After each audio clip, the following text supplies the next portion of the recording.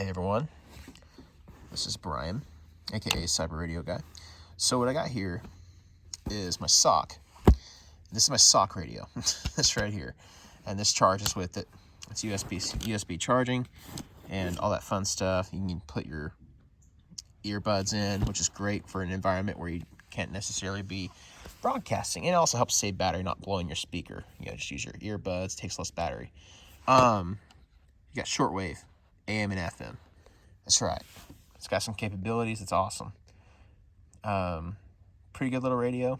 I enjoy it. It beats nothing, and you can't rely on just your standard ham radio for all your information. You got to listen to this too. Because I guarantee you government and state officials will be on there telling you what's going on somewhat accurately.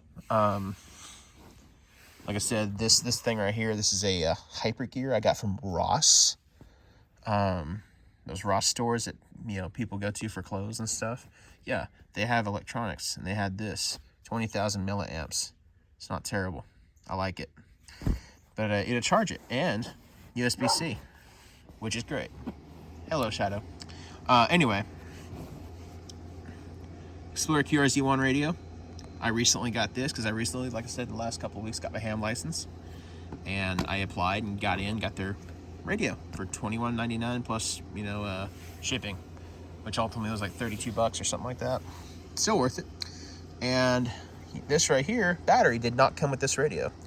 This right here, I think, was made by the same people that make those Radioddity radios, because I have a Radioddity MU5. It's a MERS radio that I do not use, and it's really kind of pointless for me to use right now.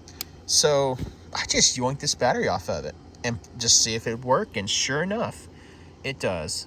And it's got USB-C charging, which means I can also use the brick.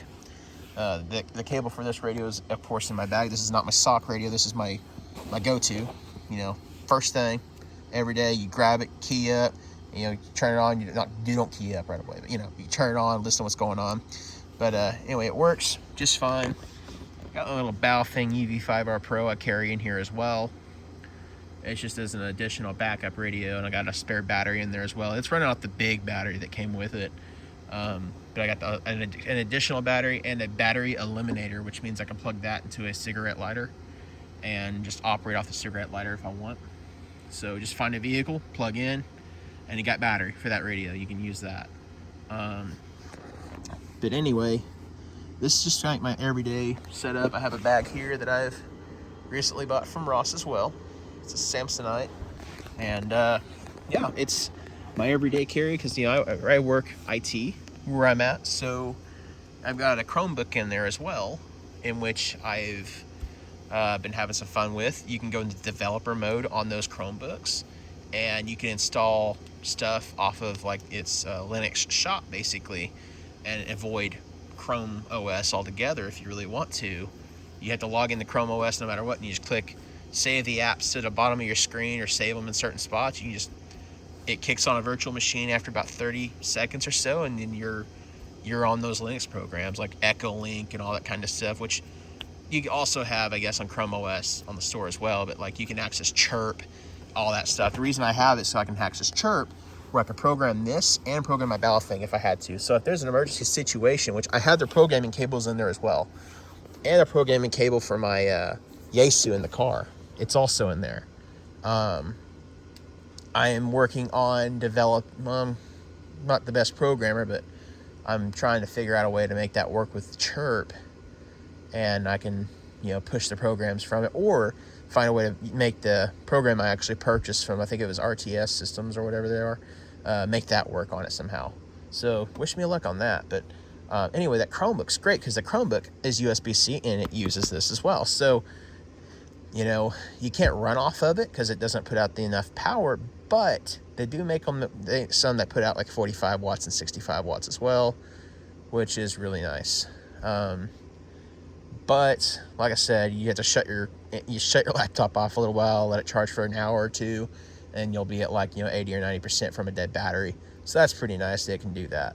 I say almost dead battery, not dead, but it's not wise to ever let your battery go dead. But anyway, that said, it's just my everyday carry, and I can use the Chromebook for other stuff too, just everyday tasks.